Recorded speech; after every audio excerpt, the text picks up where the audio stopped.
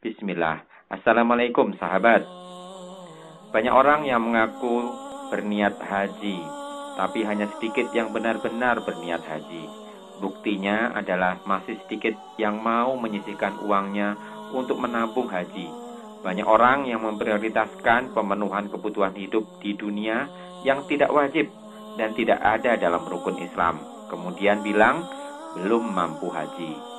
Bagaimana bila sudah benar-benar punya niat haji? Niatnya seperti apa?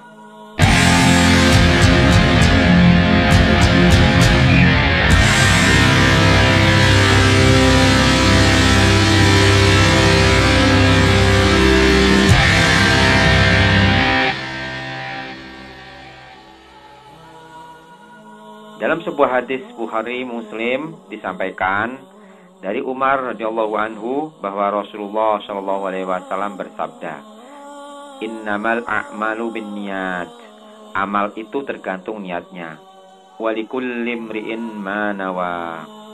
Dan seseorang hanya mendapatkan sesuai niatnya. Faman kanat hijratuhu ilallahi wa rasulih, fa hijratuhu ilallahi wa rasulih. Barang siapa yang hijrahnya kepada Allah dan Rasulnya, maka hijrahnya kepada Allah dan Rasulnya. Wa man kanat hijratuhu lidunya yusibuha aw imraati yatazawwajuha fa hijratuhu ila ma hajara ilaihi. Dan barang siapa yang hijrahnya karena dunia atau karena wanita yang hendak dinikahinya, maka hijrahnya itu sesuai kemana ia hijrah. Jadi sebuah amal itu sangat tergantung niatnya. Setiap orang akan mendapatkan apa yang diniatkan. Dalam surat Al-Hud ayat 15 dan 16, Allah berfirman, "Man kana yuridul hayatad dunya wa zinataha." Barang siapa yang menghendaki kehidupan dunia dan perhiasannya, nuwafi ilaihim a'malahum fiha. Niscaya kami berikan kepada mereka balasan pekerjaan mereka di dunia dengan sempurna. Wahum fiha la yubkhasun. Dan mereka di dunia itu tidak akan dirugikan.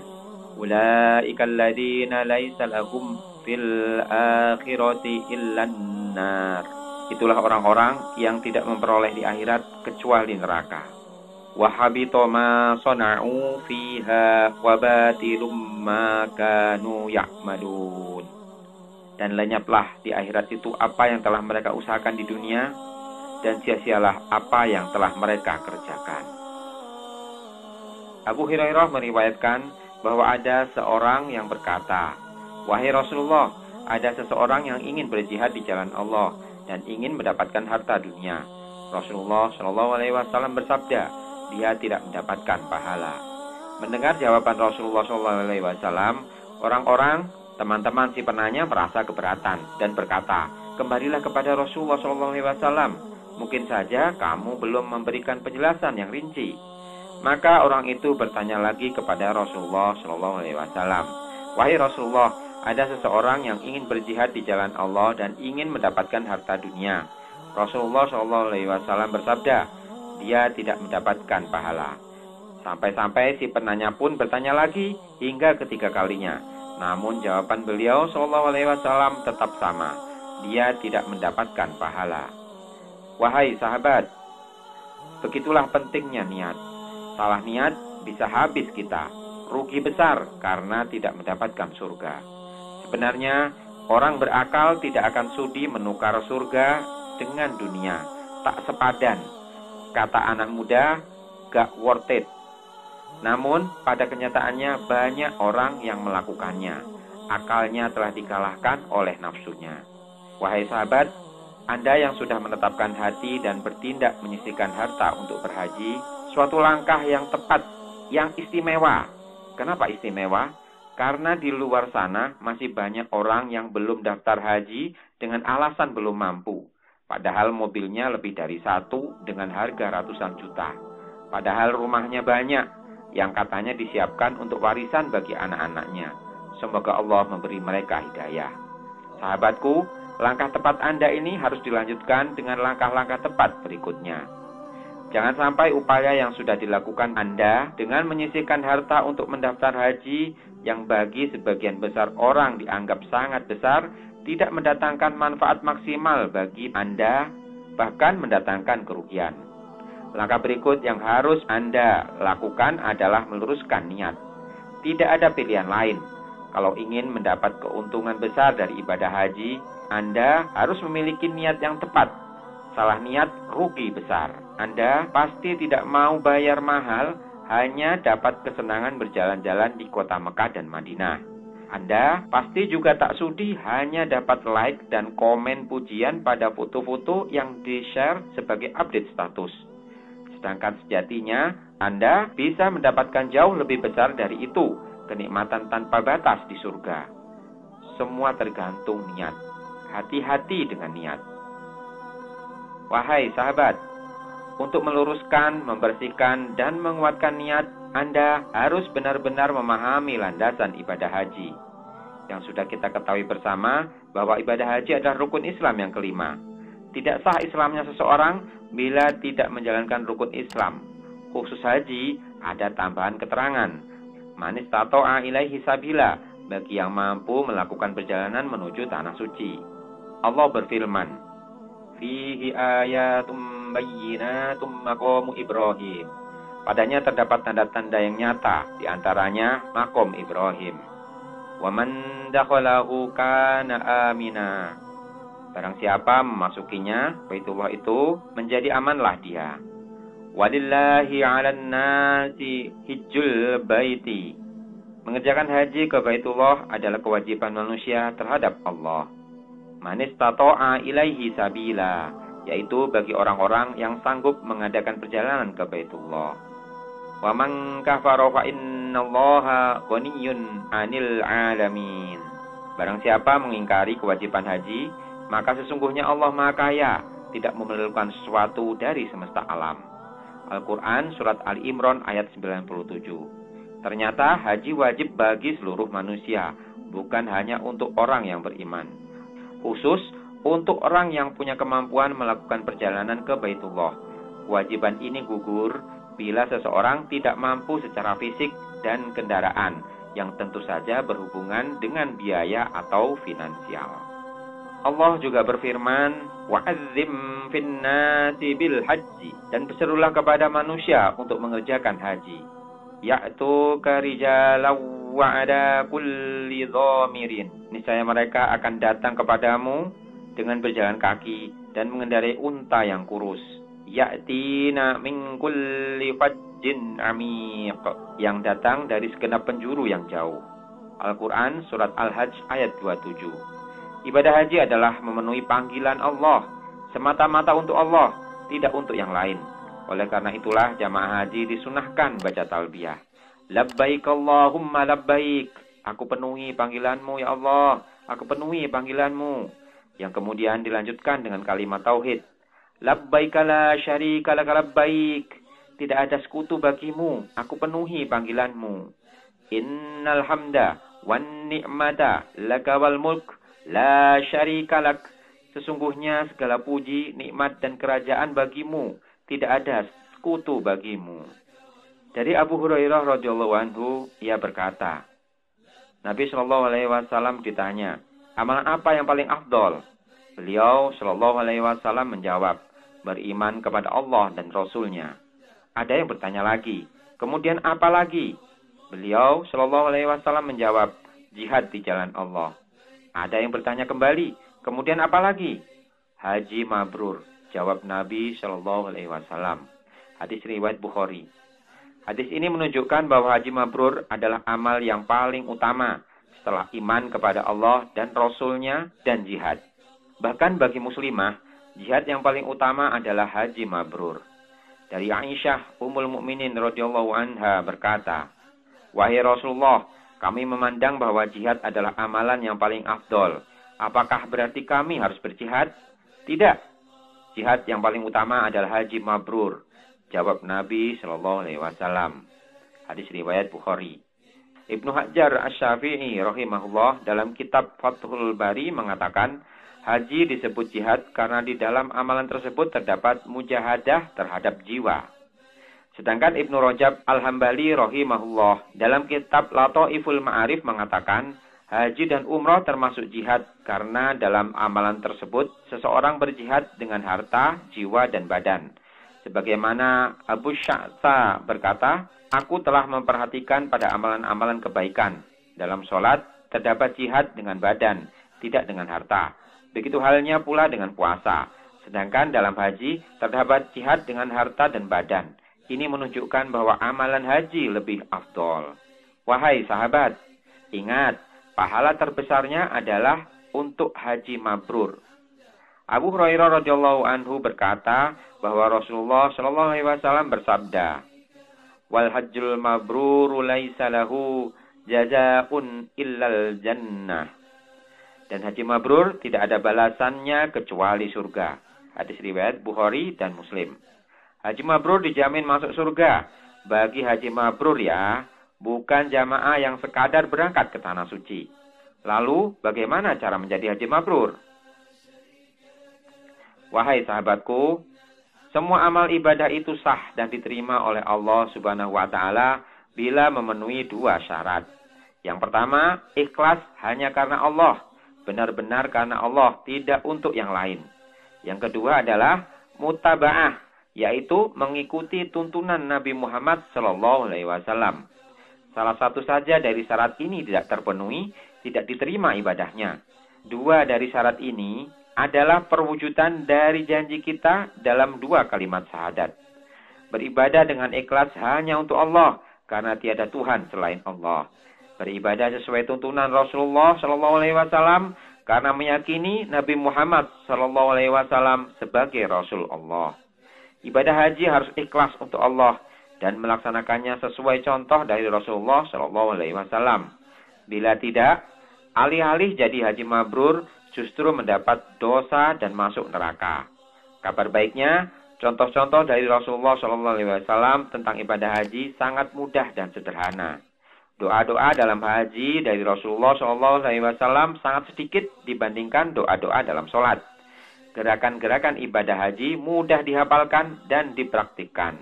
Jadi kalau ingin jadi haji mabrur, Anda harus berniat ikhlas hanya untuk Allah dan menjalankannya sesuai tuntunan Rasulullah SAW.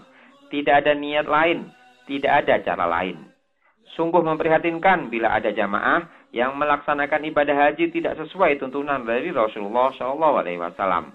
Dia rugi sebesar-besarnya.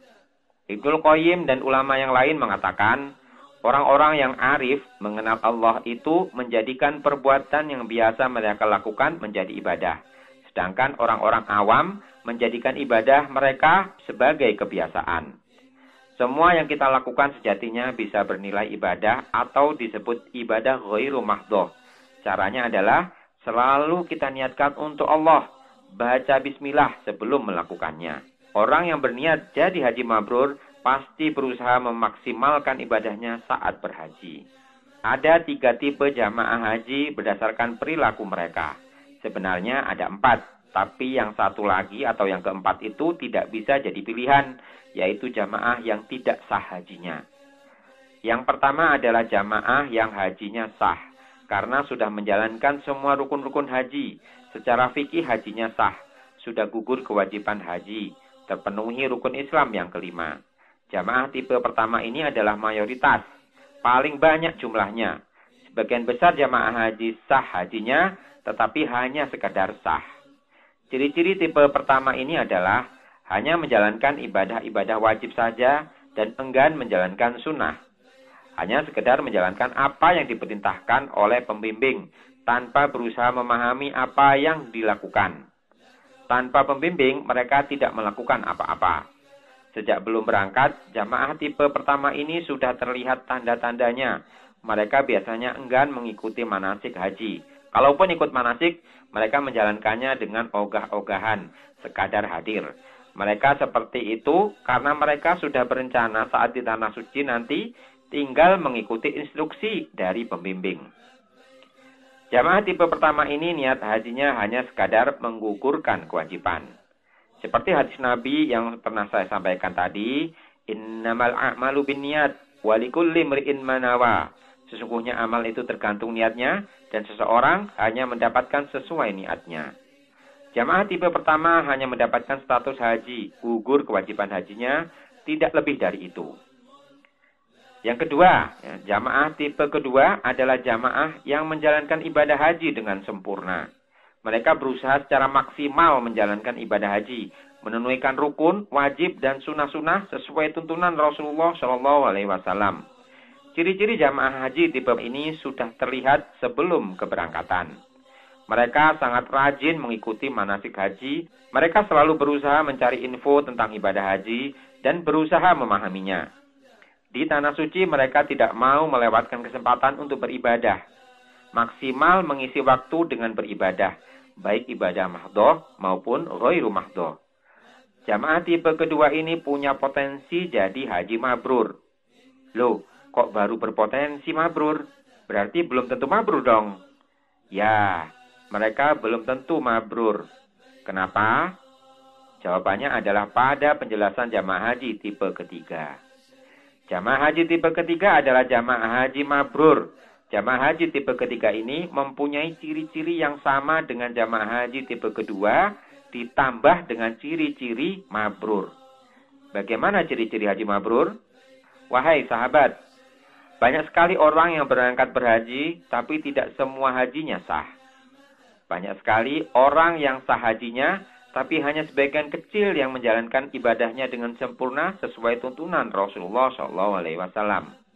Sedangkan haji mabrur sangatlah sedikit jumlahnya. Nabi SAW pernah ditanya tentang maksud haji mabrur.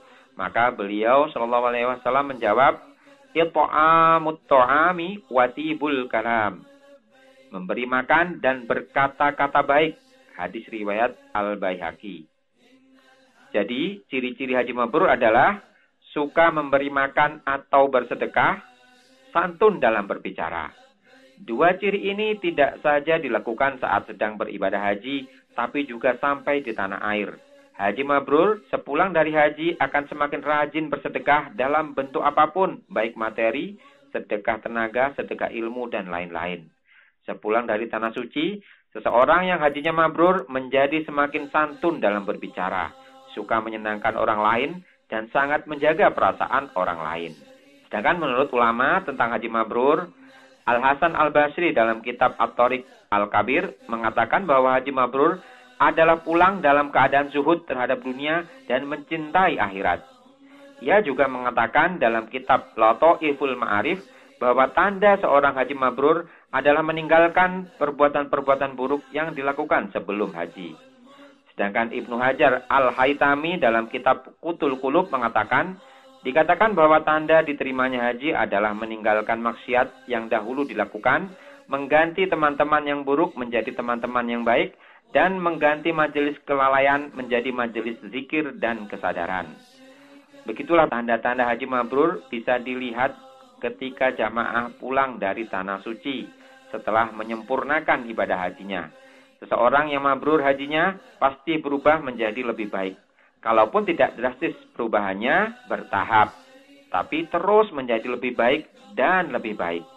Sebaliknya, bila seseorang sudah menyempurnakan hajinya di tanah suci, sesampai di tanah air tidak berubah sikapnya, tidak bertambah ketakwaannya, bahkan semakin buruk, itu tanda-tanda hajinya tidak mabrur. Na'udzubillahi min dzalik. Wahai sahabat, mungkin ada yang bertanya, bagaimana kalau mumpung di Mekah dan Madinah ingin jalan-jalan dan belanja? Pertanyaan itu senada dengan pertanyaan Abu Umamah At-Taimi kepada Abdullah bin Umar. Sesungguhnya kami ini orang yang suka melakukan sewa-menyewa. Apakah kami akan mendapatkan pahala haji? Ibnu Umar menjawab, bukankah kamu tawaf di Baitullah? Kamu melempar jumroh dan mencukur kepala? Ia menjawab, ya. Ibnu Umar pun berkata, pernah datang seseorang kepada Nabi SAW menanyakan tentang yang kamu tanyakan. Beliau pun tidak menjawab sampai Jibril turun dengan membawa surat Al-Baqarah ayat 198 yang artinya, tidak ada dosa bagimu untuk mencari karunia rezeki hasil perniagaan dari Tuhanmu. Maka apabila kamu telah bertolak dari Arafah, berzikirlah kepada Allah di Masyaril Haram. dan berzikirlah dengan menyebut Allah sebagaimana yang ditunjukkannya kepadamu. Dan sesungguhnya kamu sebelum itu benar-benar termasuk orang-orang yang sesat. Maka Nabi Shallallahu Alaihi Wasallam pun memanggil orang itu dan berkata, kalian adalah hujaj, orang-orang yang berhaji. Hadis dan surat Al-Baqarah ini menyatakan bahwa boleh mengisi waktu di tanah suci untuk melakukan hal-hal mubah untuk urusan dunia. Selama urusan dunia itu tidak mengganggu waktu ibadah atau lebih besar porsinya dibanding kegiatan ibadah. Allah berfirman dalam surat Al-Qasas ayat 77, "Wabtaghi fima ataqallahu daral akhirah." Dan carilah pada apa yang telah dianugerahkan Allah kepadamu kebahagiaan negeri akhirat. Wala tansa nasibaka minad dunya. Dan janganlah kamu melupakan bagianmu dari kenikmatan duniawi. Wa ahsin kama ahsanallahu ilaika. Dan berbuat baiklah kepada orang lain sebagaimana Allah telah berbuat baik kepadamu. Wala tabghil fasada fil ard. Dan janganlah kamu berbuat kerusakan di muka bumi. Innallaha la yuhibbul mufsidin. Sesungguhnya Allah tidak menyukai orang-orang yang berbuat kerusakan. Surat Al-Qasas ini sangat relevan untuk dijadikan pegangan jamaah haji di tanah suci. Fokus mengejar akhirat tanpa melupakan bagiannya di dunia. Suka berbuat baik dan pantang berbuat kerusakan. Sahabatku, semoga Anda menjadi haji mabrur. Amin.